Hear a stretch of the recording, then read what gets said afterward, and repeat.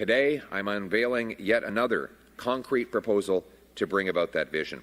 Today, I'm announcing the Canada First National Energy Corridor, a pre-approved corridor that will allow our incredible businesses to build pipelines, transmission lines, rail lines, and countless other kinds of infrastructure that we need to break our dependence on the Americans, ship our resources to ourselves and overseas markets, bring home powerful paychecks for our country, and stand up for ourselves in a position of strength.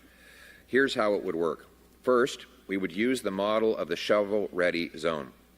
That is to say, the permits would be pre-authorized. After consultations and environmental research, we would find the path that is safe for our citizens and for nature.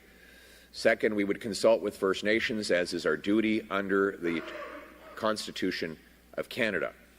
Third, we would lock down the permits and we would publish specifications and standards that companies have to meet so that they would do the projects in a responsible way that keeps everyone safe. Then the permits would be pre-published online and legally binding. In other words, the government would not have the legal right to reverse course and change its mind. This would remove the uncertainty. I understand why businesses, after the lost Liberal decade, would not want to take the risk of starting an application process that could cost them billions of dollars if they thought that maybe a future government would reverse course. That's why pre-approval is so important.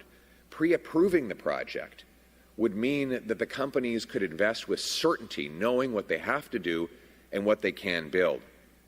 This certainty will allow the private sector to do the building. It will allow our businesses to invest, hire, and grow. It would also allow us to become independent from the Americans, going around them directly to ourselves and to others. We can build Canadian pipelines with Canadian steel to deliver Canadian energy to a Canadian refinery